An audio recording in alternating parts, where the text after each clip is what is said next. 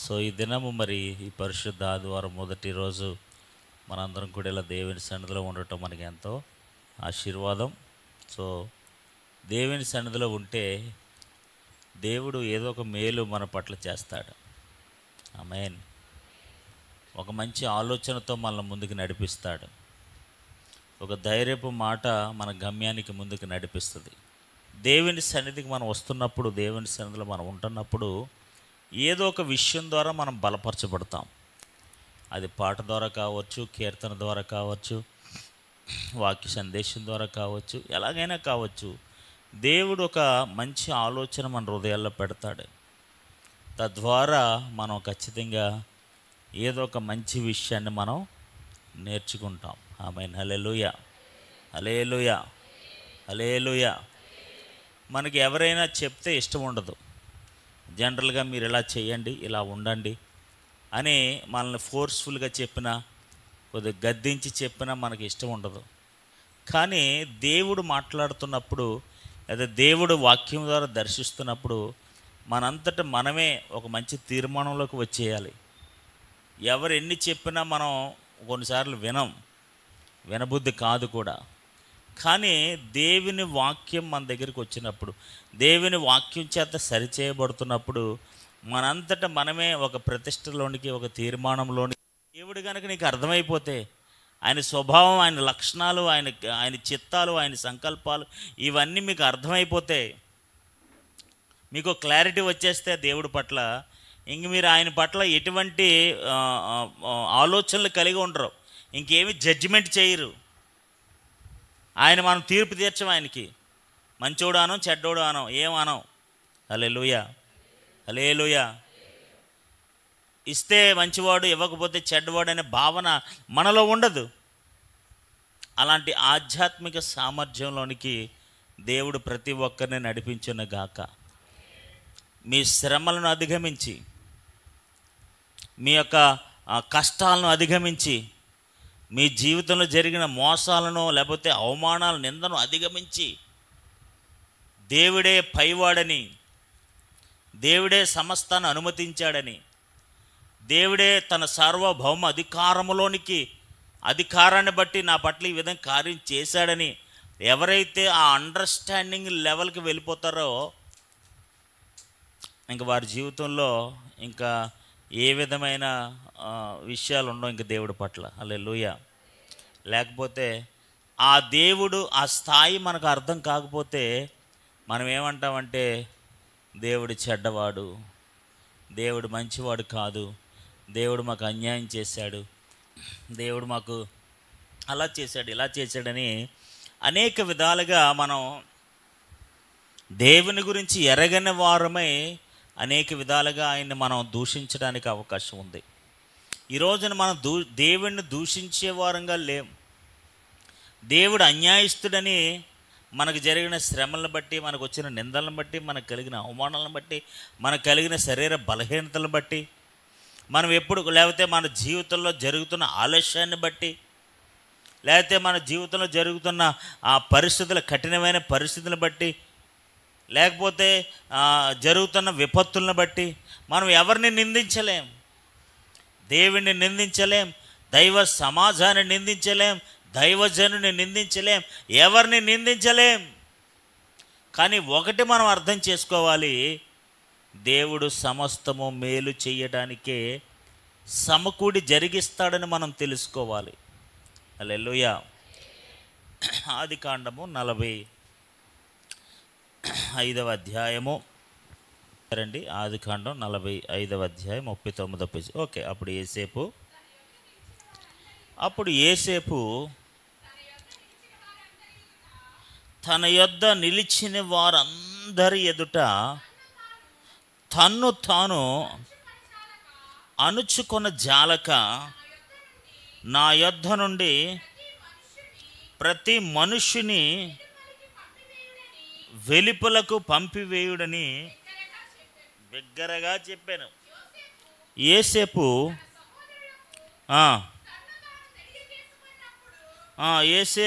తన సహోదరులకు తన్ను తాను తెలియజేసుకొనినప్పుడు ఎవరునూ అతని యొద్ద ఉండలేదు. ఓకే. అతడు ఎలుగెత్తి ఏడవగా ఫరో ఇంటి వారును వినిరి. అప్పుడు యోసేపు, నేను యోసేపును, నా తండ్రి ఇంకా బ్రతికున్నాడా అని అడిగినప్పుడు అతని సహోదరులు అతని సముఖమందు తొందరపడి అతనికి ఉత్తరం ఇయ్యలేకపోయిరి. హల్లెలూయా. ఇక్కడ యోసేపు జీవితంలోంచి మనం చూస్తున్నప్పుడు ఆ ముందు అధ్యాయంలో మీరు చూసినట్లయితే మనందరికీ తెలిసిన మరి సండే స్కూల్ స్టోరీ అయినప్పటికీ కూడా మరొక్కసారి కొన్ని ఆత్మీయ విషయాలు నేర్చుకోవడానికి మనం ప్రయత్నం చేద్దాం. హల్లెలూయా. 45వ అధ్యాయం దగ్గరికి వచ్చేటప్పటికి యోసేపు తన అన్నదమ్ములకు పరిచయం చేసుకుంటున్నాడు. యాక్చువల్గా అప్పటి వరకు వాళ్ళు ధాన్యం తీసుకుని వెళ్తున్నారు, వాళ్ళిద్దరి మధ్యన సంభాషణ జరుగుతుంది, కానీ వాళ్ళెవ్వరూ కూడా ఈయన యోసేపు అని గ్రహించలేకపోతున్నారు. కానీ యోసేపు వీళ్ళని గ్రహించాడు. వీరు నా అన్నదమ్ములే, దే ఆర్ మై బ్రదర్స్, వాళ్ళు నా సహోదరులే అన్న విషయాన్ని గ్రహించాడు. అనేక విధాలుగా వారిని పరీక్ష పెడతా ఉన్నాడు. మీరు 42వ అధ్యాయం ఇప్పుడు తీయొద్దు. 42వ అధ్యాయంలో చదివితే వాళ్ళకు వస్తున్న పరిస్థితులను బట్టి వాళ్ళందరూ ఏమనుకుంటారంటే వాళ్ళు పశ్చాత్తాపడతారు. మన ఒక సహోదరుడిని యోసేపుని వాడు ఎంత బతిమాలుకున్నా సరే మనం వాడిని అమ్మేశాం కదా, గోతులో పడేసాం కదా, ఆ విధంగా చేయటాన్ని బట్టే ఈరోజు మనకి ఇలాంటి శిక్ష కలుగుతుంది. ఈ ఫరో గారి దగ్గర మనం ఇన్ని బాధలు పడుతున్నాం, ఈయన దగ్గరికి వచ్చి ఈయనతో మనం ఇన్ని పాటలు పడుతున్నాం, యోసేపే అన్న విషయం వాళ్ళకి తెలీదు అని వారిలో వాళ్ళు పశ్చాత్తాపడుతూ ఉంటారు. వారిలో వారు ఆ పశ్చాత్తాపాన్ని కలిగి ఉంటారనమాట. సో చాలా సందర్భాల్లో ఆ ముందు అధ్యాయాల్లో అతను తన ఏడుపు తట్టుకోలేక రూమ్లోకి వెళ్ళిపోయి ఏడ్చేసి మళ్ళీ వచ్చి మామూలుగా మాట్లాడిన సందర్భాలు ఉంటాయి. మళ్ళీ లోపలికి వెళ్ళి ఏడ్చి మళ్ళీ బయటకు వచ్చి వాళ్ళతో మాట్లాడిన సందర్భాలు ఉంటాయి. సో చివరిగా 45వ అధ్యాయం దగ్గరికి వచ్చేటప్పటికి ఇప్పటి వరకు మీతో మాట్లాడుతుంది, ఇంతవరకు మీకు ఈ విధంగా చేసింది ఎవరో కాదు, నీ సహోదరుడైనా నీ తమ్ముడినైనా యోసేపును నేనే. ఆమేన్. హల్లెలూయా. యోసేపును నేనే అనగానే వీళ్ళందరికీ గుండెలో రాడిపోయాయి. వీళ్ళందరికీ గుండెలు ఏమడిపోయింది? మీరు నన్ను మోసం చేశారు కదా, మీరు నన్ను అమ్మి వేశారు కదా, మీరు అమ్మివేసిన యోసేపును నేనే. మీరు ఇలాగా ఆ వెండి నాణేలకి నన్ను అమ్మివేశారు కదా, ఆ యోసేపును నేనే. ఇంగ్లీష్లో డమ్ అని ఉంటుంది అనమాట. అంటే వాళ్ళు ఏం చేయాలో అర్థం కాక వారు నోర్లు పడిపోయాట. ఇంగ్లీష్లో భలే స్పష్టంగా రాస్తాడు. వాళ్ళు ఇంక ఉత్తరం ఇయ్యకుండిరని ఉంది కదా ఇక్కడ, వాళ్ళు నోర్లు పడిపోయాట. ఏం మాట్లాడాలో కూడా అర్థం కావట్లా. ఎందుకంటే వాళ్ళకి తెలిసిన విషయం ఏంటో తెలుసా? వారి అపరాధం ఇంకా వాళ్ళకి గుర్తుంది. ఏంటండి? వాళ్ళు చేసిన అపరాధం ఇంకా వాళ్ళకి గుర్తుంది, వాళ్ళు చేసిన మోసం ఇంకా గుర్తుంది. అందుకని 42వ అధ్యాయం వాళ్ళు పశ్చాత్తాపడతారు. ఇదిగో మన సహోదరుడిని వాడు ఎంత బతిమాలినా సరే మనం వాడిని క్షమించలేదు, వాడికి మనం అన్యాయం చేసాం, వాడిని గోతులో పడేసాం, వాడిని అమ్మివేశాం, ఆ అపరాధం ఇంకా మనల్ని అంటిపెట్టుకునే ఉంది అని వాళ్ళు పశ్చాత్తాపడుతుంటారు. ఇప్పుడు వారి గుండెల్లో రైళ్ళు పరిగెడుతున్నాయన్నమాట. గొంతులో అడ్డపడిపోయింది, ఇంకా రాడు అడ్డపడిపోయింది. ఇంకా వాళ్ళకి ఏం మాట్లాడే ఉత్తరం రావట్లేదు, ప్రత్యుత్తరం లేదు, డంబ్ అయిపోయారు వాళ్ళందరూ. వారి ఫ్యూచర్ కనబడిపోతుంది. ఏంటి అయిపోయారా బాబు, బియ్యం కోసం వస్తేనే మనల్ని ఇలాగ, ధాన్యం కోసం వస్తేనే మనల్ని ఇంటి తిప్పించాడు, వెనక్కి ముందుకు తిప్పాడు, మళ్ళీ తమ్ముడిని ఉంచమన్నాడు, అందులోనేమో మనకు అవన్నీ డబ్బులు కట్టేసి పంపించేశాడు, ఎన్ని ఇబ్బందులు పెట్టాడు, సిమియోన్ని చెరసాల్లో పెట్టాడు, ఇన్ని బాధలు పెట్టాడు. ఇప్పుడు నిజంగా మనమే అమ్మేసిన వాళ్ళని ఇది తెలుసు, ఇంకా మన ఫ్యూచర్ ఎలా ఉంటుందని చెప్పేసి వాళ్ళు భయపడుతూ ఉన్నారు. దేవునికి స్తోత్రం. హల్లెలూయా, హల్లెలూయా. ఇక్కడ యోసేపు యొక్క జీవితంలోంచి మనము నేర్చుకోవలసిన ఆధ్యాత్మిక పాఠం ఏంటో తెలుసా? ప్రతి విషయములోని ప్రతి సందర్భములోనూ దేవుని యొక్క సార్వభౌమ అధికారాన్ని అర్థం చేసుకోవాలి. ప్రతి క్రియలోనూ దేవుని అర్థం చేసుకోవాలి, ప్రతి పరిస్థితిలోనూ దేవుని అర్థం చేసుకోవాలి, ప్రతి సందర్భంలోనూ దేవుని అర్థం చేసుకోవాలి. ఏ స్థితిలోనైనా ఏ పరిస్థితిలోనైనా దేవుడే అన్న సత్యాన్ని మనం గ్రహించగలిగిన వారమై ఉండాలి. అంతేగాని దాన్ని ఏ విధంగా కూడా మరి దేవుని దూషించే విధంగా కానీ, మనుషులను దూషించే విధంగా కానీ, లేకపోతే ఎవరిని అవమానపరిచే విధంగా కానీ, దైవ సమాజాన్ని అవమానపరిచే విధంగా కానీ ఏమీ చేయకూడదు. చూడండి, యేసేపును నేనే, నా తండ్రి ఇంకా బ్రతికున్నాడా అని అడిగినప్పుడు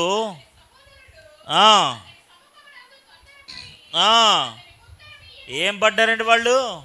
తొందరపడ్డారు. భయం వేసింది వాళ్ళకి. భయం వేసి తొందరపడి అతనికి ఉత్తరం ఇయ్యలేకపోయిరి. 4వ వచనం, అంతటి యేసేపు నా దగ్గరకు రండని తన సహోదరులతో చెప్పినప్పుడు అతను ఆ దగ్గరకు వచ్చిరి. ఆమేన్, హల్లెలూయా. అప్పుడు అతడు ఐగుప్తునకు వెళ్ళినట్లు మీరు అమ్మివేసిన మీ సహోదరుడైన యేసేపును నేనెవరినే మీరు అమ్మేశారు కదా. దేవునికి స్తోత్రం, హల్లెలూయా. అండ్ మనకు తెలిసిన, చూడండి, యేసేపు అందరికంటే చిన్నోడు, ఈ అన్నదమ్ములు అందరికంటే చిన్నోడు. ఈస్ వెరీ యంగ్ మ్యాన్, చాలా చిన్నోడు. దేవుడు అతనికి ఇచ్చిన దర్శనాలను బట్టి, దేవుడు అతనికి ఇచ్చిన వాగ్దానాన్ని బట్టి, వాటన్నిటిని బట్టి అతడు ఆ కలల అన్నదమ్ములకు చెప్పినాడు. వాళ్ళందరూ అతని మీద కోపగించుకుని అతని మీద పగబట్టిన వాళ్ళై, ఈ కళలు ఎలా నెరవేరితే, ఈ దర్శనాలు ఎలా నెరవేరితే మేము చూస్తామని చెప్పి అతని మీద పగబట్టిన వారై అతన్ని ఐగుప్తు దేశానికి అమ్మేశారు. హల్లెలూయా. అందుకని అంటాడు, మీరు అమ్మివేసిన. ఆమేన్. ఏం చేశారు వాళ్ళు? దాని అర్థం ఏంటో తెలుసా? మీరు అమ్మేసిన ఈరోజు దేవుడు నన్ను దీవించాడు. హల్లెలూయా. మీరు నన్ను మోసం చేసిన దేవుడు నాకు మోసం చేయలేదు. హల్లెలూయా. మీరు కీడు చేసిన దేవుడు నాకు మేలే చేశాడు. హల్లెలూయా. ప్రతి విషయములోనూ దేవుని చిత్తాన్ని, దేవుని కార్యాన్ని, దేవుని హస్తాన్ని మనం గ్రహించదుముగాక. There is a God hand behind this. దాని వెనకాల దేవుని హస్తము దాగి ఉన్నది. దాని వెనకాల దేవుని యొక్క బలమైన అధికారపు హస్తము ఉన్నది.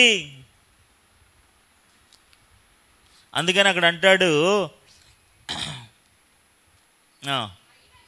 మీరు అమ్మివేసిన మీ సహోదరుడైన యేసేపును నేనే, అయినను నేను ఇక్కడికి వచ్చినట్లు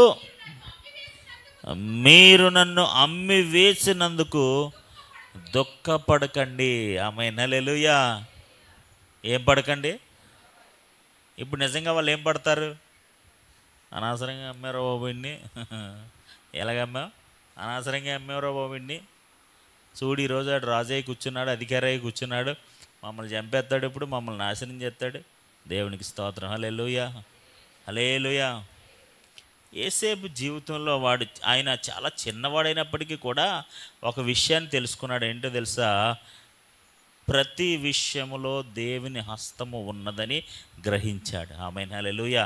తన జీవితంలో జరిగిన ప్రతి పరిస్థితుల్లో, ప్రతి సందర్భంలో, ప్రతి అవమానంలో, ప్రతి నిందలో, ప్రతి మోసములో దేవుడు ఏదో ఒక సార్వభౌమ అధికారాన్ని, ఆ సోవరెనిటీ ఆఫ్ గాడ్, ఆ సార్వభౌమ అధికారానికి లొంగిపోయి ఉన్నాడు. నేను పోతీఫర్ ఇంట్లో ఉండటం దేవుని చిత్తమేమో, నేను చెరసాల్లో ఉండటం దేవుడి చిత్తమేమో, వీళ్ళ చేత అమ్మివేయబడ్డం దేవుడి చిత్తమేమో. So in every aspect of his life, తన జీవితంలో ప్రతి సందర్భంలో కూడా, ప్రతి పరిస్థితుల్లో కూడా దేవుని చిత్తమని, దేవుని హస్తమని, దేవుని అధికారమని అతడు నమ్ముతూ ఉన్నాడు. Though is a young boy, అతడు చాలా యవనస్తుడైనప్పటికీ కూడా, అతడికి ఏమీ సరిగ్గా అనుభవం లేపనప్పుడు, అన్నలేమో మోసం చేస్తున్నారు, తమ్ముడేమో దేవుని మీద ఆధారపడుతున్నాడు. హల్లెలూయా. నేను గోతులో ఉండడం దేవునికి ఇష్టమేమో, ఇలా ఐగుప్తీయుడికి అమ్మవేయబడ్డాడు దేవుని చిత్తమేమో, పొతిఫర్ ఇంట్లో కూడా ఉండడం దేవుడి చిత్తమేమో. హల్లెలూయా. జనరల్గా మన అందరం ఇప్పుడు ఏసేపు స్థానంలో మనం ఉంటే ఏమంటామండి? ప్రతిరోజు దేవుని తిడతాం. నా తండ్రి నన్ను ఎంత ప్రేమించేవాడు, నా తండ్రి నాకు మంచి వస్త్రాలు కొనేవాడు, మంచి భోజనం పెట్టేవాడు. మీకు ఎప్పుడైనా గమనించండి, ఈ పరిస్థితులు ఎక్కడ కూడా దేవుని దూషించినట్లు కానీ, వెనక్కి పారిపోయినట్లు కానీ, ఎవరినైనా నిందించినట్లు కానీ, ఆమేన్ హల్లెలూయా, ఎవరినైనా దేవుని మీద కోపడినట్టు కానీ, మనుషులు నిందించినట్లు కానీ, మనుషులను శిక్షించినట్లు కానీ, పొతిఫర్ భార్య మీద రివెంజ్ తీర్చుకున్నట్లు కానీ ఎక్కడా మీరు చూడరు. ఎందుకంటే యోసేపుకి దేవుని మీద ఎక్కువ నమ్మకం కలిగి ఉన్నాడు. హల్లెలూయా. ప్రతి ఆలస్యం వెనకాల దేవుని కార్యము దాగి ఉందని నమ్మాడు. ప్రతి కార్యం వెనకాల దేవుడు ఏదో చేయబోతున్నాడన్న సత్యాన్ని అంగీకరించి ముందుకు వెళ్ళాడు.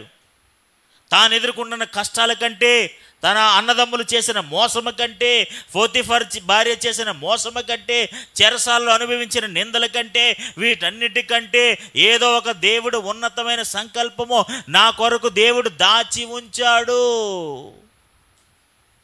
వీటన్నిటికంటే ఏదో ఒక బలమైన కార్యాన్ని వారందరికైనా పైగా చేయబోతున్నాడు. ఆ నమ్మకంతోనే ప్రతి పరిస్థితిని ఎదుర్కొంటున్నాడు. ఆ విశ్వాసంతోనే ప్రతి సమస్యను అధిగమించి ముందుకు వెళ్తున్నాడు. మనం కూడా మన విశ్వాస జీవితంలో ఎన్ని ఎదుర్కొన్నప్పటికీ కూడా మన విశ్వాసంతోనే ముందుకు వెళ్తూ ఉండాలి. హల్లెలూయా, హల్లెలూయా, హల్లెలూయా. ఏ విషయంలో కూడా ఎవరిని నిందించే వరంగా మనం ఉండకూడదు. ముఖ్యంగా దేవుని నిందించే వరంగా మనం ఉండకూడదు. యోసేపు జీవితంలో చూడండి, 5వ వచనంలో అంటాడు, అయినను నేను ఇక్కడికి వచ్చినట్లు మీరు నన్ను అమ్మివేసినందుకు దుఃఖపడకండి. హల్లెలూయా, హల్లెలూయా. మీరేం బాధపడకండి, మీరేం చింతించకండి, మీరేం భయపడకండి. మీరు అమ్మేసిన మంచి పని చేశారు. ఏం చేశారు? ఎవరి దగ్గరికి వెళ్ళి మీరు భలే మోసం చేశారండి, మీరు మోసం చేసినందుకు వందనాలండి అని చెప్తారా? ఎవరికైనా చెప్తారండి అలా? మీరు ఎవరి దగ్గరికి ఇలా చెప్తారా? మీరు నన్ను అమ్మేశారు కదండి, థ్యాంక్స్ అండి అంటారా? దేవునికి స్తోత్రం. హల్లెలూయా, హల్లెలూయా. యోసేపు ఎంత దేవుడు అంటే నేను ఏమంటాను తెలుసా? దేవుడు నీకు అర్థమైపోతే మనుషులు ఎవరి మీద నీకు కోపం ఉండదు. Very simple logic. దేవుడు నీకు అర్థమైపోతే నీకు ఎవరి మీద కోపం ఉండదండి. దేవుడు నీకు అర్థమైపోతే, ఆయన చిత్తం నీకు అర్థమైపోతే, ఆయన మనసు నీకు అర్థమైపోతే ఎవరి మీద ద్వేషం ఉండదండి. దేవుడు నీకు అర్థమైపోతే ఇచ్చేవాడు ఆయనే, చేసేవాడు ఆయనే, తీసుకునేవాడు ఆయనే, ఏం చేయాలన్నా ఆయనే అనే విషయాన్ని, సత్యం దేవుడి గురించి నీకు అర్థమైపోతే మనుషులు నీకు ఇచ్చినా ఇవ్వకపోయినా, మనుషులు నీకు చేసినా చేయకపోయినా నీకేం బాధ ఉండదండి. ఇఫ్ యు అండర్స్టాండ్ గాడ్, దేవుడు నీకు అర్థమైపోతే నీకు ఎవరి మీద ఏ కోపం ఉండదు, ఏ ద్వేషం ఉండదు, ఏమీ ఉండదు. హల్లెలూయా. ఎందుకంటే మనుషులు కాదు కదా నిన్ను ఏర్పాటు చేసుకుంది, మనుషులు కాదు కదా నిన్ను పిలుచుకుంది, మనుషులు కాదు కదా నీ జీవితంలో కార్యాలు చేస్తుంది, మనుషులు కాదు కదా నీకు రక్షణ ఇచ్చింది, దేవుడే. ఆమేన్, హల్లెలూయా. ఆ దేవుడే నీకు అర్థమైపోతే మోసం చేసిన నీ అన్నదమ్ముల మీద నీకు కోపం ఉండదు. ఆ దేవుడే నీకు అర్థమైపోతే పొతిఫర్ భార్య మీద నీకు కోపం ఉండదు. ఆ దేవుడే నీకు అర్థమైపోతే ఆ చెరసాల అవమానం నీకు గుర్తుండదు. ఆ దేవుడే నీకు అర్థమైపోతే నీకు ఎవరి మీద ఏ బాధ ఉండదు. దేవునికి స్తోత్రం. హల్లెలూయా. ఆ దేవుడి చిత్తమేమో, దేవుడి సంకల్పమేమో, going to be give best, దేవుడు నాకు మంచి ఇవ్వబోతున్నాడేమో అనే మంచి ఆలోచనతో ముందుకు వెళ్ళిపోతే దేవుడే నీకు ఓళ్ళ నూతన ద్వారాలు తెరుస్తాడు. హల్లెలూయా, హల్లెలూయా. చూడండి, అన్నదమ్ములు పెద్దవాళ్ళు, అందరూ పెద్దవాళ్ళు, బట్ యోసేపు చాలా చిన్నవాడు వాళ్ళందరితో పోలిస్తే. Is the leastest one. వయసుతో పోల్చుకుంటే చాలా చిన్నవాడు, కానీ ఆధ్యాత్మికతలో పోల్చుకుంటే చాలా గొప్పవాడు. హల్లెలూయా. ఈ రోజున మనందరం కూడా ఎన్ని సంవత్సరాలుగా దేవుడి మందిరానికి వస్తున్నాం, ఎన్ని సంవత్సరాలుగా దేవుని సన్నిధిలో ఉన్నాం, ఎన్ని సంవత్సరాలుగా మనం ఉన్నాం కాదు, దేవుని నువ్వు ఎంత బాగా అర్థం చేసుకున్నావు. హల్లెలూయా, హల్లెలూయా. ఒకవేళ నీకు ఆ దేవుడు అర్థమైపోతే ఆయన నువ్వు ప్రశ్నించలేవు. Why God has done like this, దేవుడు నాకు ఎందుకు ఇలా చేశాడు, ఈ మనుషులు నన్ను ఎందుకు ఇలా మోసం చేశారు, లేకపోతే వీళ్ళు ఎందుకు నన్ను ఇలాగ చెరసాల్లో పెట్టించారు, ఎందుకు ఈమె నన్ను లేనిపోయిన అబండాలన్నీ నా మీద వేసింది. ఇలాంటి ప్రశ్నలు ఏమీ వాళ్ళ జీవితంలో ఉండవు. హల్లెలూయా. అంటాడు చూడండి 5వ వచనం, అయినను నేనిక్కడికి వచ్చినట్లు మీరు నన్ను అమ్మి వేసినందుకు దుఃఖపడకుడి, అది మీకు సంతాపము పుట్టింపనీకుడి. జాగ్రత్తగా వినండి. ప్రాణరక్షణ కొరకు దేవుడు మీకు ముందుగా నన్ను పంపించెను. ఆమేన్. ప్రాణరక్షణ కొరకు. ఈ రోజున కరువుతో మన దేశంలో అందరూ కూడా ఏం చనిపోతారు. ఎన్ని సంవత్సరాలు కరువు అండి ఇప్పుడు? ఎన్ని సంవత్సరాలు కరువు? 7 సంవత్సరాల కరువు. ఎన్ని సంవత్సరాల కరువు? 7 సంవత్సరాల కరువు. ఇప్పుడు 7 సంవత్సరాల కరువులోని 42వ అధ్యాయాలు మీరు చదివితే, బాబు ఎందుకురా మీరు అలా ఖాళీగా కూర్చున్నారు, మన తిండి లేకపోతే మనం ఏమైపోతాం, చచ్చిపోతారా బాబు. ఇంకో ఐగుప్తు దేశంలో ఏముందట, ఆహారం ఉందట, మీరు వెళ్ళి కొద్దిగా ఆహారం పట్టరండి. దేవునికి స్తోత్రం. హల్లెలూయా. ఇప్పుడు 7 సంవత్సరాలు ఆహారం లేకపోతే వాళ్ళు ఏమైపోతారు? ఏమని చెప్పండి. 7 సంవత్సరాలు ఆహారం లేకపోతే ఏమైపోతారు? కొన్ని సంవత్సరాల తర్వాత, ఒక 20-30 సంవత్సరాల తర్వాత ఒక కరువు రాబోతుంది. ఆ కరువులోంచి దేవుని ప్రజలైన ఇశ్రాయేలు సంతానం వారిని రక్షించడానికి దేవుడే ముందుగా యేసేపును అక్కడికి పంపించెను అనే సత్యాన్ని యేసేపు అర్థం చేసుకున్నాడు. హల్లెలూయా. ఎంత అద్భుతం అండి ఇది, ఎంత గొప్ప అండర్స్టాండింగ్ అండి ఇది. యేసేపుకున్న అవగాహన, యేసేపుకున్న అర్థం చేసుకునే స్వభావము ఈరోజు మన జీవితాల్లో ఉంటే ఖచ్చితంగా దేవుడు మనకు అర్థమైపోతాడు. హల్లెలూయా. ప్రాణరక్షణ కొరకు ఈరోజు మన సంతానం అంతా కూడా రక్షించబడ్డానికి, ఈ ఆహారం చేత తృప్తిపరచబడ్డానికి, ఇక్కడ శ్రేష్టమైన భూమిలో మనం ఉండడానికి దేవుడు మీ అందరికంటే ముందుగా నన్ను పంపించాడు. నన్ను ఇక్కడ ఎందుకు ఉంచాడో తెలుసా? మనందరి ప్రాణరక్షణ కొరకే. హల్లెలూయా, హల్లెలూయా. మీరు అమ్మి వేశారని మీరు సంతాపపడకండి, మీరేం దుఃఖపడకండి, మీరు ఆవేదన పడకండి, మీరు దాని గురించి ఆలోచించకండి, మీరు దాని గురించి తొందరపడకండి. మీరు అమ్మి వేశారని, మోసం చేశారని, అన్యాయం చేశారని బాధపడుతున్నారేమో. దేవుడు మాత్రం ఈరోజు మన ప్రాణంలో రక్షించబడ్డానికి దేవుడు నన్ను ఇక్కడ ఉంచాడని నేను నమ్ముతున్నాను. హల్లెలూయా, హల్లెలూయా. వాట్ ఐ బిలీవ్, నేనేం నమ్ముతున్నాను తెలుసా? ఈరోజు నేను ఇక్కడ ఉండుట మన ప్రాణ రక్షణ కొరకే. హల్లెలూయా. ఆ విధంగా దేవుడిని మనం అర్థం చేసుకుందాము గాక. ప్రభా, వెరీ సింపుల్ ప్రభా, కొన్ని సంవత్సరాల తర్వాత రాబోతున్న కరువు నుంచి నా సంతానమైన నీ ప్రజలైన వారందరిని రక్షించడానికే నన్ను ఇక్కడ ఉంచావని ఈరోజు నేను అర్థం చేసుకున్నాను ప్రభా. నా అన్నదమ్ములు ఇక్కడ రావాలని, ఈ ఆహారం కొరకు వారు తాపత్రయపడతారని, ఆ ముసలాడు యాకోబు ముసలాడు అయిపోయాడు, ఎప్పటికప్పుడు చనిపోతాడు. ఇంకా అలాంటి పరిస్థితుల్లో ఆహారం లేక చచ్చిపోయే అవమానం కన్నా అలాంటి పరిస్థితులకు రాకుండా ముందుగానే దేవుడు నన్ను ఇక్కడ ఉంచాడు. హల్లెలూయా, హల్లెలూయా. అలాగ మనందరం కూడా మన జీవితాల్లో దేవుని యొక్క సార్వభౌమ అధికారాన్ని మనం నమ్మి ముందుకు వెళ్ళాలి. హల్లెలూయా. ఏంటి ఆయన అధికారం? ఆయన ఇక్కడ ఉంచటమే ఆయన అధికారం. హల్లెలూయా. ఆయన ఇక్కడ పెట్టడమే ఆయన చిత్తం. ఆ యేసేపును ఆ స్థాయిలో అక్కడ పెట్టడమే దేవుని యొక్క సంకల్పం. మీరు అమ్మి వేశారనుకుంటున్నారు, మీరు మోసం చేశారనుకుంటున్నారు, ఇంకోటి అనుకుంటున్నారు. నేనేమనుకుంటున్నాను తెలుసా? ఇక్కడ ఉండటం దేవుడి చిత్తం అనుకుంటున్నాను. హల్లెలూయా. ఈ విధమైన స్థితిలో, పరిస్థితుల్లో ఉండటం దేవుని యొక్క కార్యం అని నేను నమ్ముతున్నాను. మీరు కీడు చేశారనుకుంటున్నారు, నేను మేలు చేశారనుకుంటున్నాను. హల్లెలూయా.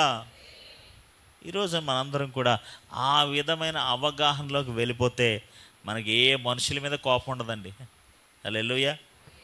ఆ విధమైన ఆధ్యాత్మిక అర్థం చేసుకునే స్వభావం మీకు వచ్చేస్తే మనుషులు ఎవరి మీద ద్వేషం ఉండదండి. అన్నదమ్ముల మీద ద్వేషం ఉండదు, అక్క చెల్లెళ్ళ మీద ద్వేషం ఉండదు, ఏ మనుషుడి మీద ఏ మిత్రుడి మీద మీకు ద్వేషం ఉండదు. ఎందుకంటే మీరు దేవుణ్ణి ఎక్కువగా నమ్ముతారు కాబట్టి, దేవుడి మీద ఎక్కువగా ఆధారపడతారు కాబట్టి. హల్లెలూయా, హల్లెలూయా, హల్లెలూయా. ఈరోజు దేవుని బిడ్డలారా, మనం దేవుణ్ణి బహుగా అర్థము చేసుకుందాము గాక. చూడండి, అమ్మి వేసిన సహోదరులు నేనే అయినను నేను ఇక్కడ వచ్చినట్లు మీరు నన్ను అమ్మి వేసినందుకు దుఃఖపడకండి. అది మీకు సంతానం పుట్టునింపకుండి ప్రాణ రక్షణ కొరకు దేవుడు మీకు ముందుగా నన్ను పంపించెను. దేవుడు మీకు ముందుగా నన్ను పంపించెను. ఇప్పుడు మీరు పంపించారనుకుంటున్నారు, మీరు పంపించలేదు. నన్ను ఎవరు పంపించారు? ఎవరు పంపించారట? దేవుడు పంపించాడు. ఎందుకు పంపించాడు? ప్రాణ రక్షణ కొరకు పంపించాడు. హల్లెలూయా. ఎవరు పంపించారు? ఎందుకు పంపించాడు? వాళ్ళు ఏమనుకుంటున్నారు? అమ్మేసామనుకుంటున్నారు. హల్లెలూయా. మోసం చేసామనుకుంటున్నారు, అన్యాయం చేసామనుకుంటున్నారు. కానీ నేనేమనుకుంటున్నాను తెలుసా? దేవుడే ప్రాణరక్షణ కొరకు నన్ను ఇక్కడికి పంపించాను. హల్లెలూయా. ఇంకా విషయం చెప్పమంటారు, కొన్నిసార్లు నువ్వు ఓడిపోవటం మంచిది, కొన్నిసార్లు మీరు ఫెయిల్ అయిపోవటం మంచిది. హల్లెలూయా, హల్లెలూయా. కొన్నిసార్లు మీరు ఫెయిల్ అయిపోతేనే దీవించబడతారు దేవుని బిడ్డలారా. ఆమేన్.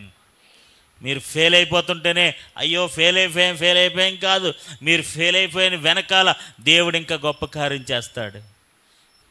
ఎందుకంటే దేవుడు అంత ఉన్నతమైన స్థితిలో మనల్ని ఉంచుతాడు. అలా ఉంచటానికే, అలా నిలబెట్టడానికే కొన్నిసార్లు ఓడిపోయేలా దేవుడు చేస్తాడు. హల్లెలూయా. అవమానాల గుండా నడిపిస్తాడు, నిందల గుండా నడిపిస్తాడు. ఎందుకంటే నీ జీవితంలో ఏదో ఒక బలమైన కార్యము, మీరు నన్ను అమ్మివేయలేదు, మీరు నన్ను మోసం చేయలేదు, మీకంటే ముందుగా మనందరి ప్రాణరక్షణ కొరకే దేవుడు నన్ను ఇక్కడికి పంపించాడు. హల్లెలూయా. దేవుణ్ణి బహుగా అర్థం చేసుకుందాము గాక. దేవుడు మన జీవితంలో చేస్తున్న ప్రతి కార్యాన్ని అవగాహన కలిగి ఉందము గాక. చూడండి, 2 సంవత్సరాల కరువు నుండి 2 సంవత్సరాల కరువు నుండి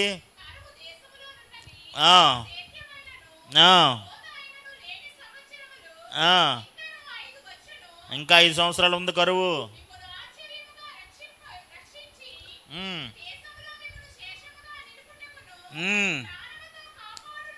ప్రాణముతో కాపాడుటకును దేవుడు ముందుగా నన్ను పంపించాను. హల్లెలూయా, హల్లెలూయా. ప్రాణముతో కాపాడుటకు మిమ్మల్ని ఆశ్చర్యముగా రక్షించి, చూడండి ఎంత అద్భుతమైన మాట, మిమ్మను ఆశ్చర్యముగా రక్షించి దేశములో మిమ్మల్ని శేషముగా నిలుపుటకు ప్రాణములతో కాపాడుటకు దేవుడు మీకు ముందుగా నన్ను, కాబట్టి దేవుడే కానీ మీరు నన్ను ఇక్కడికి పంపలేదు. ఆమేన్, హల్లెలూయా. చూడండి అన్నమాట, దేవుడే కాబట్టి. అందరూ ఆ మాట చూస్తున్నారా? కాబట్టి అందరూ బైబిల్ చూసి చదవండి. కాబట్టి దేవుడే కానీ మీరు నన్ను ఇక్కడికి పంపలేదు. ఇప్పుడు ఎవరు పంపించారు చెప్పండి? ఎందుకు పంపించాడు చెప్పండి? ఎందుకు పంపించాడు? మిమ్మల్ని ఆశ్చర్యముగా రక్షించి దేశములో మిమ్మల్ని శేషముగా నిలుపుటకు ప్రాణముతో కాపాడుటకు దేవుడు మీకు ముందుగా నన్ను పంపించెను. హల్లెలూయా, హల్లెలూయా. ఇది ఎవరి మనసో తెలుసా? దేవుని మనసు. దేవుని అర్థం చేసుకునే వారి మనసు ఇలాగే ఉంటుంది. హల్లెలూయా. ఇప్పుడు అన్నదమ్ములంటే కోపం ఉందా? వారు మోసం చేశారనే భావం ఉందా? అతని హృదయంలో పగ తీర్చుకునే స్వభావం ఉందా? ఏమీ లేదు. ఏముందో తెలుసా? మీరు ఏ ఉద్దేశం చేశారో నాకు తెలియదు కానండి, అలా చేయటం దేవుడి చిత్తం అండి. హల్లెలూయా. మీరు నన్ను ఇక్కడ పంపలేదు, దేవుడే నన్ను పంపాడు. ఈరోజు మీరు అందరూ పోషించబడడానికి, రక్షించబడడానికి, శేషముగా జీవించి మిగిలి ఉండడానికి దేవుడే నన్ను ఇక్కడ పంపాడు. మీరెవరు నన్ను పంపలేదు.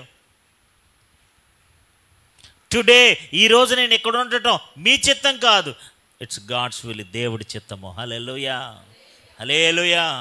మీరు ఇక్కడ ఉన్నారు, మేమే ఇక్కడ. నిజంగా వాళ్ళు నోటంటే మాట రావట్లేదు. దేవునికి స్తోత్రం. హల్లెలూయా. ఇంకో మాట చూపిస్తాను చూడండి. 50వ అధ్యాయం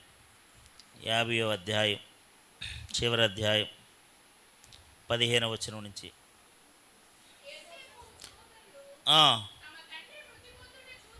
యోసేపు యొక్క సహోదరులు తన తండ్రి మృతి పొందుట చూచి, ఒకవేళ యోసేపు మన యందు పగబట్టి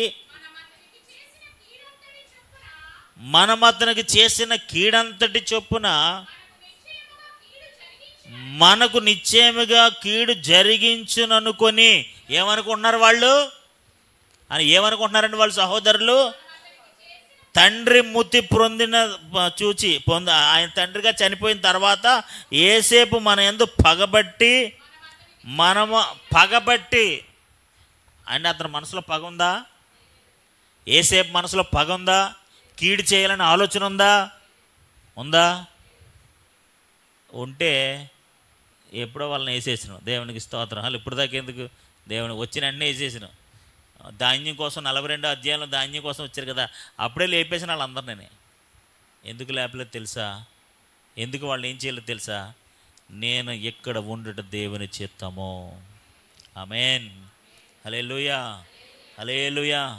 దేవుని బిడ్డలారా, కొన్నిసార్లు నేనేమంటాను తెలుసా?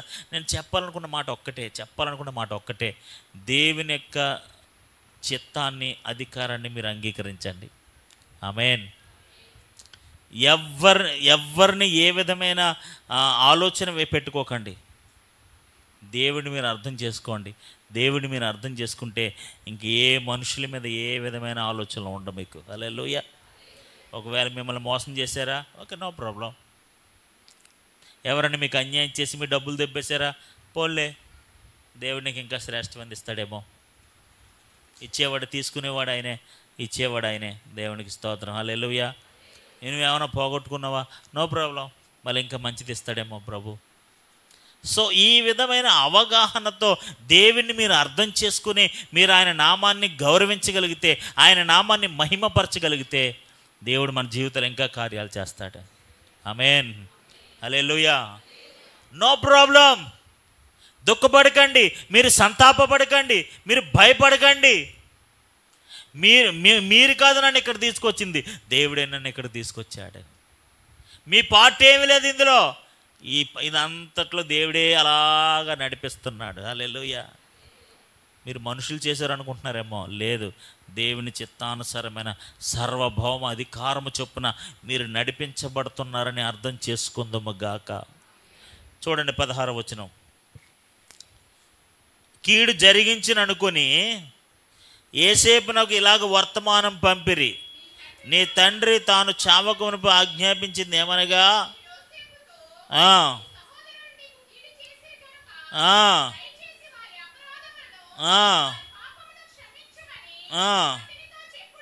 అతనితో చెప్పుడనను.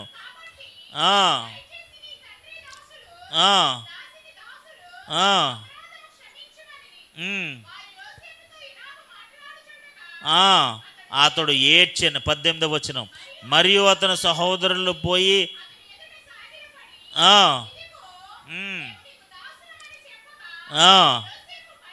యోసేపు భయపడకండి, నేను దేవుని స్థానంలో ఉన్నానా? నేనేమైనా దేవుని స్థానంలో నిలబడ్డానా? మీకు తీర్పు తీర్చడానికి, మీకు కీడు చేయడానికి, మీకు అన్యాయం చేయడానికి? ఆమేన్, హల్లెలూయా. జాగ్రత్తగా వినండి. 20వ వచనం అందరూ జాగ్రత్తగా వినండి. మీరు నాకు కీడు చేయ ఉద్దేశించరు కానీ నేటి దినము జరుగునట్లు, అనగా బహు ప్రజలను బ్రతికించినట్లుగా అది మేలుకే దేవుడు ఉద్దేశించెను. ఆమేన్. అందరూ 20వ వచనం కలిసి చదువుదామండి. మీరు నాకు కీడు చేయను ఉద్దేశించరు కానీ నేటి దినము జరుగునట్లు అనగా బహు ప్రజలకు బ్రతికించినట్లుగా, ఆశీర్వాదకరంగా ఉండినట్లుగా, మేలుకరంగా ఉండినట్లుగా, అది మేలుకే దేవుడు ఉద్దేశించెను. రాజుగారికి కల వచ్చింది. దాని భావం ఎవరో చెప్పలేకపోతున్నారు. ఆ కల భావం ఎవరో చెప్పలేకపోతున్నారు. ఏసేపు ఆ కల భావం చెప్పేశాడు. హల్లెలూయా. రాజా, మీ దేశంలో 7 సంవత్సరాల పాటు కరువు రాబోతుంది. మీ దేశంలో ఏం రాబోతుంది? 7 సంవత్సరాలు కరువు రాబోతుంది. తర్వాత 7 సంవత్సరాలు సమృద్ధిగా పంట పండబోతుంది. ఆమేన్. హల్లెలూయా. 7 సంవత్సరాలు సమృద్ధిగా పంట పండబోతుంది. తర్వాత 7 సంవత్సరాలు కరువు రాబోతుంది. ఇప్పుడు ఇది కలభావం. ఇప్పుడు మీరు ఏం చేయాలంటే, పంటలు బాగా పండినప్పుడు ఈ ఈ సామగ్రి అంతా మీరు దాయాలి. ఎక్కడెక్కడ ధాన్యం పండుతుందో అక్కడి నుంచి అన్నీ సమకూర్చేయాలి. తర్వాత 7 సంవత్సరాలు కరువు రాబోతుంది కాబట్టి ఆ కరువులో ఇవన్నీ మనం ఉపయోగించాలని ఆ కలభావం చెప్పినప్పుడు రాజుగారు ఏం చేశారు తెలుసా? ఓరు బాబు, నీకంటే మంచి ఆలోచనకర్త ఎవరున్నారు? హల్లెలూయా. నువ్వు గోతులో ఉండాల్సిన వాడు కాదు. నువ్వు పోతీఫర్ ఇంట్లో బానిసగా ఉండాల్సిన వాడు కాదు. నువ్వు చెరసాల్లో ఉండవలసిన వాడు కావు. ఈ సింహాసనం మీద కూర్చోవలసిన వాడవి. అనేక ప్రజలకు మేలు చేయడానికి, అనేకులకు ఆశీర్వాదకరంగా ఉండడానికి, అనేకులకు ఆహారం ఇవ్వడానికి దేవుడు నిన్ను ఇక్కడ ఉంచాడు. You are blessing for many people. నువ్వు అనేకులకు ఆశీర్వాదకరంగా ఉన్నావు. కీడి వెనకాల మేలు చేసే దేవుడు. హల్లెలూయా, హల్లెలూయా. పోతీఫర్ భార్య మోసం చేయలేదు, ఎవరో చెరసాల్లో పెట్టలేదు, ఏమీ చేయలేదు. ఎందుకో తెలుసా? ఈ రోజున అనేకులకు ఆహారం ఇవ్వడానికి, ఆమేన్, అనేకులకు మేలుకరంగా ఉండడానికి, అనేకులకు ఆశీర్వాదకరంగా ఉండడానికి, అనేకుల కొరకు జీవం ఇవ్వడానికి దేవుడే నిన్ను ఇక్కడ ఉంచాడు. దేవుడే నిన్ను ఇక్కడ ఉంచాడు. Hallelujah. Forget what your brothers has done for you. నీ సహోదరులు నీకేం చేశారు అది మర్చిపో. వాళ్ళు నేను గోతులో పాడేసిన కీడు నువ్వు మర్చిపో. పోతీఫర్ భార్య చేసిన మోసాన్ని నువ్వు మర్చిపో. చెరసాల్లో పెట్టించిన ఆ విషయాలను నువ్వు మర్చిపో. ఇవన్నీ మర్చిపోయి ఒకటే గుర్తుపెట్టుకో, ఈరోజు నేను అనేకులకు ఆశీర్వాదకరంగా ఉండడానికే దేవుడు నన్ను ఇక్కడ ఉంచాడని ఒకే ఒక సత్యాన్ని గుర్తుపెట్టుకో. ఆమేన్. హల్లెలూయా. దేవుడు నన్ను ఎందుకు ఇక్కడ ఉంచాడు తెలుసా? వాళ్ళని నేను దూషించడానికి కాదు, నా సహోదరులు శిక్షించడానికి కాదు, పోతీఫర్ భార్యని శిక్షించడానికి కాదు, చెరసాలను అవమానపరిచిన వాడిని కొట్టడానికి కాదు, నథింగ్ డూయింగ్ వీటి కొరకు కాదు. దేని కొరకంటే 7 సంవత్సరాల మహా కరువులో అనేకులను పోషించటానికి. హల్లెలూయా.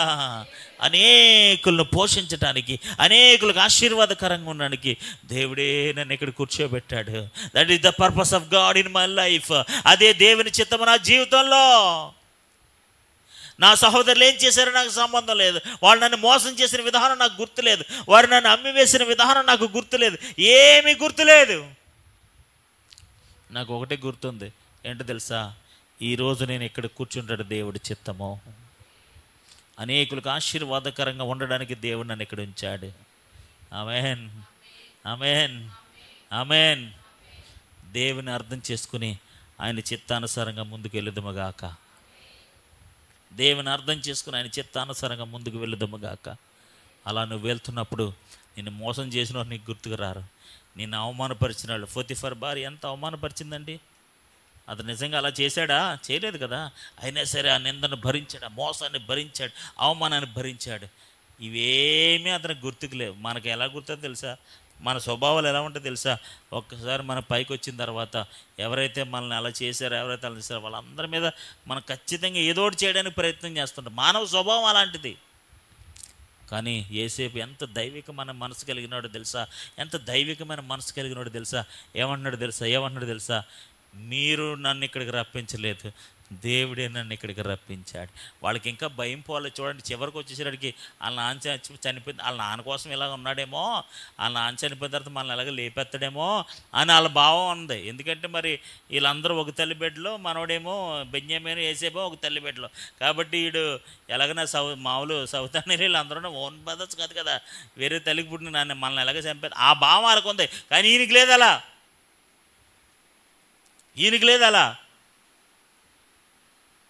సో మై బ్రదర్స్, నేను ఎప్పుడు మీకోసం అలా ఆలోచించలేదు. నేను ఇక్కడ ఉండేట దేవుడి చిత్తము. అనేకులకు ఆశీర్వాదకరంగా ఉండడం నీకు దేవుని చిత్తం. అందుకే నేను ఇక్కడ ఉన్నాను. మీరేం భయపడకండి. హల్లెలూయా. మీరేం దుఃఖపడకండి, మీరేం సంతాపపడకండి. దేవుని జీవితంలో ఏది జరిగించినా ఆయన సార్వభౌమ అధికారాన్ని బట్టి జరిగిస్తాడు అని చిత్తానుసారంగా జరిగిస్తాడని నమ్మి దేవుని బహుగా అర్థము చేసుకొందుము గాక. ఆమేన్.